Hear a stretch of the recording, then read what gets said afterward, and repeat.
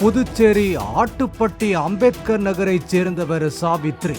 கணவர் ரங்கநாதன் உயிரிழந்த நிலையில் தனது மகள் சித்ரா மற்றும் மருமகன் சுரேஷ் ஆகியோருடன் வசித்து வருகிறார். அதே பகுதியில் அரசு இலவசமாக கொடுத்த பட்டா நிலத்தில் 4 மாடி வீடு கட்டினார். இந்த வீட்டின் கட்டுமான பணிகள் கடந்த மாதம் முடிந்த நிலையில் வருகின்ற பிப்ரவரி 1ஆம் தேதி வீட்டின் புதுமனை புகுவிழா நடத்த சாவித்ரி திட்டமிட்டிருந்தார். இந்த நிலையில் அந்த வீட்டின் அருகே செல்லும் வாய்க்காலுக்கு சுவர் கட்டும் பணி கடந்த 7 மாதங்களாக நடைபெற்று வந்தது. கடந்த சில தினங்களுக்கு முன்பு சாவித்ரி வீட்டிற்கு முன்பாக வாய்க்காலை அகலப்படுத்தி சுவர் கட்டுவதற்காக ஆழமாக பள்ளம் எடுக்கப்பட்டது. இதனால் புதிதாக கட்டப்பட்ட 4 தளங்களை கொண்ட வீடு லேசாக சாய்ந்ததாகவும் அதிர்ச்சியடைந்த சாவித்ரி இது தொடர்பாக வாய்க்கால் சுவர் கட்டும் ஒப்பந்ததாரரிடம் முறையிட்டதாகவும் கூறப்படுகிறது.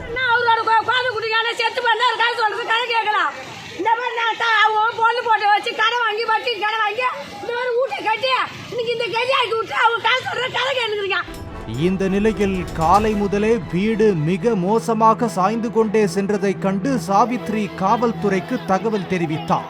பொதுப்பணித்துறை பொறியாளர்கள் மற்றும் ஒப்பந்ததாரர் ஆகியோர் வீட்டின் தரத்தை ஆய்வு செய்ய வந்திருப்பதாக கூறி பேசிக் கொண்டிருந்த போது வீடு திடீர் என முற்றிலுமாக சரிந்து விழுந்தது.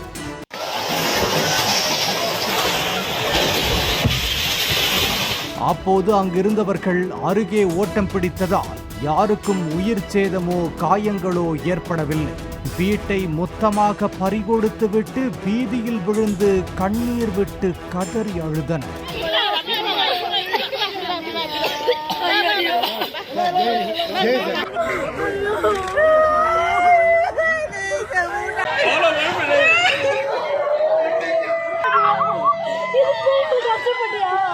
அழுது மயங்கி விழுந்தவர்களை தூக்கிச் சென்று சாலை ஓரம் கிடத்தினர்.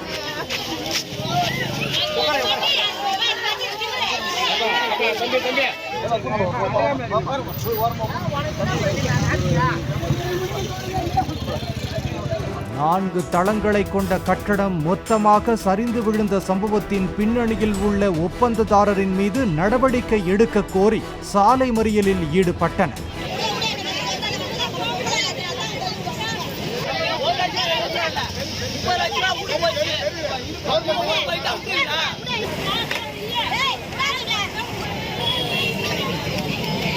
தொடர்ந்து வீடு இடிந்து விழுந்தது தொடர்பாக ஆய்வு செய்த அதிகாரிகள் இடிந்து போன வீடு அதிக உயரத்தில் தரமின்றி கட்டப்பட்டதால் சரிந்து விழுந்ததா அல்லது வாய்க்காலுக்கு பள்ளம் எடுத்ததால் விழுந்ததா என தெரிய வரும் என தெரிவித்தனர்.